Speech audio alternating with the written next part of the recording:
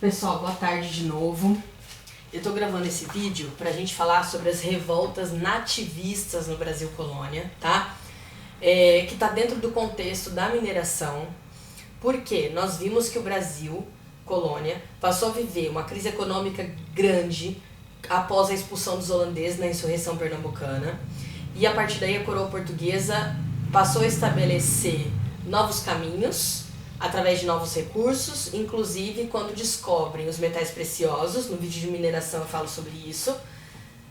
Os bandeirantes paulistas descobrem os metais preciosos, né, o ouro em Minas Gerais, e essa notícia se espalha, começa a haver, né, uma interiorização do Brasil ainda maior, e a coroa portuguesa passa a adotar uma postura cada vez mais rígida com relação à colônia, cobrando cada vez mais impostos extremamente abusivos. É a partir daí que vão surgir algumas revoltas nesse Brasil Colônia, algumas chamadas de nativistas e outras de emancipacionistas. Nesse vídeo eu vou trazer só as revoltas nativistas e no próximo eu trago as revoltas emancipacionistas. Por que elas são diferentes, embora elas estejam no mesmo contexto?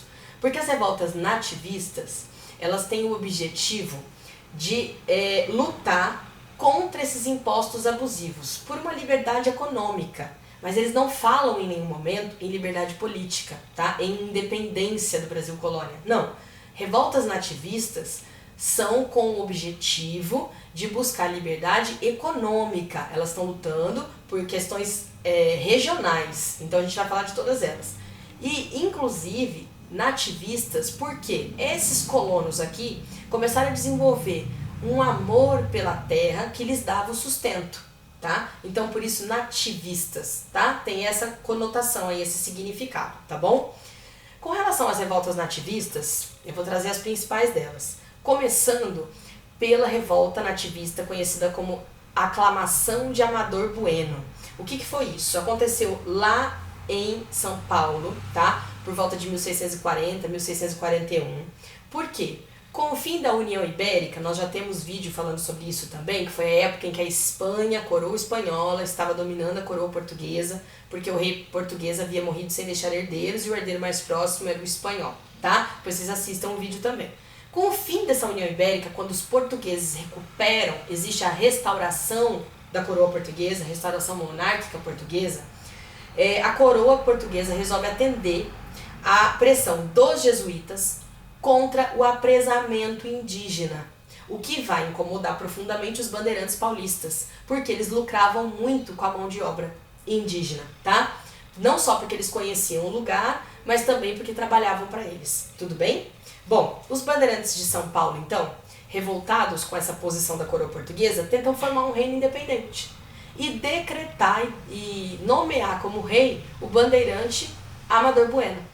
Só que o próprio Amador Bueno não queria comprar briga com a coroa portuguesa e se dizia fiel à coroa portuguesa. Então ele se refugiou dentro da igreja lá de São Paulo na época, evitando esse confronto, e a coroa portuguesa imediatamente reage e impede que os demais bandeirantes decretem que ali era um reino independente e reforça a legitimidade da coroa portuguesa sobre a colônia ali em São Paulo também, a capitania de São Paulo. Tudo bem? Outro ponto que nós não podemos deixar de comentar é a revolta nativista, conhecida como Revolta dos Beckman, que vai acontecer lá na região do Maranhão, tá? Por volta de 1684, pelo seguinte: os grandes proprietários de terras, principalmente, que dependiam da mão de obra escrava, estavam insatisfeitos porque os jesuítas estavam causando conflito pela escravização da mão de obra indígena. Então, descontentes com isso, forma-se ali a Companhia do Comércio do Maranhão, que tenta minimizar esse conflito. Como? Qual seria a proposta? A Companhia de Comércio do Maranhão, nomeada ali pela coroa portuguesa, se responsabilizaria pelo monopólio do comércio e da mão de obra escrava, se comprometendo a entregar um número X de escravos africanos todos os anos para o Maranhão, para suprir a necessidade de mão de obra nas grandes propriedades. Acontece que o custo desses escravos africanos era muito alto e a própria Companhia de Comércio do Maranhão, controlada pela coroa portuguesa, manipulava os preços dos produtos, porque ela tinha o monopólio do comércio no Maranhão. Isso vai incomodar profundamente os grandes proprietários, em especial dois irmãos, Manuel e Tomás Beckmann, que vão liderar um movimento, junto com outro proprietário de terras chamado Jorge Sampaio, contra a Companhia de Comércio do Maranhão, porque, além da Companhia de Comércio do Maranhão não cumprir o acordo de levar um número X de escravos africanos, ela manipulava os preços dos produtos, causando insatisfação, né, e descontentamento na capitania do Maranhão, tá? Tanto da elite quanto do povo. Surge um movimento liderado pelos irmãos Beckmann, tá? Beckmann, e Jorge Sampaio. O Tomás Beckmann vai para Portugal tentar resolver lá em Lisboa essas questões com a Companhia de Comércio do Maranhão, diretamente com a coroa portuguesa. De lá ele vai ser preso e deportado. Enquanto aqui, o seu irmão Manuel Beckmann e Jorge Sampaio, que era um dos líderes desse movimento, serão mortos e enforcados. Por quê? A repressão vai ser violenta. Eles não aceitam essa manifestação, tá? E os demais revoltosos vão receber prisão perpétua, tá? A coroa portuguesa vai ser extremamente rígida. Ela muda completamente a postura com relação à colônia depois dessa crise econômica. Já não era uma postura muito flexível, né? A gente há de concordar com isso. Mas nós temos uma outra revolta nativista, a Guerra dos Emboabas, que acontece ali no final do século XVII, justamente aonde os bandeirantes paulistas haviam descoberto ouro em Minas Gerais. Como os bandeirantes paulistas é que tinham descoberto ouro, eles se achavam no direito de ter o monopólio sobre a exploração desse ouro, ou seja, controlarem e explorarem sozinhos. Acontece que, para a coroa portuguesa, quanto mais pessoas fossem explorar, mais impostos ela receberia, porque todo mundo tinha que pagar o quinto, 20% sobre aquilo que estava sendo explorado, sobre o ouro. Os bandeirantes paulistas, que se achavam no direito de dominar a região de Minas Gerais por terem descoberto o ouro, chamavam todos aqueles que vinham de fora e não fossem paulistas de emboabas, forasteiros, estrangeiros. De maneira pejorativa mesmo, eles usavam esse termo, tá? Acontece que esses forasteiros, tendo o apoio inclusive da coroa portuguesa, se manifestam e não permitem que os bandeirantes paulistas mandem no local e mantenham o monopólio. Inclusive, esses emboabas, esses forasteiros, vão enganar os bandeirantes paulistas, dizendo que queriam fazer um acordo. Eles vão ficar encurralados num lugar que ficou conhecido em Minas Gerais como Capão da Traição, e eles serão executados. Os bandeirantes paulistas foram mortos pelos emboabas, pelos forasteiros, tá? Aqueles que não foram mortos, que conseguiram fugir, vão ser responsáveis inclusive pela descoberta do ouro em Goiás e Mato Grosso, que também se tornam capitanias, tá? Das minas, conforme eu falei naquele vídeo sobre mineração. Então, mais uma vez, vai ter repressão violenta com relação às revoltas nativistas. Vimos a aclamação de Amador Bueno, a revolta dos Beckmann e Guerra dos Emboabas. Mas nós temos mais uma revolta nativista, mais duas, aliás. Uma delas, a Guerra dos Mascates. Eu vou ter que pegar minha cachorrinha porque ela não me deixa terminar de gravar. A Guerra dos Mascates acontece ali no século XVIII, mais ou menos por volta de 1709, na região de Pernambuco, especificamente entre Olinda e Recife. Por quê?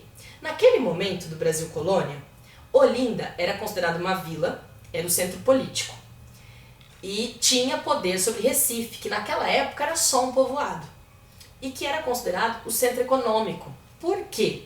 Lá em Olinda viviam os senhores de engenho, que durante muito tempo tiveram poder, tanto econômico quanto político. Porém, com a expulsão dos holandeses, ficaram endividados, lembram?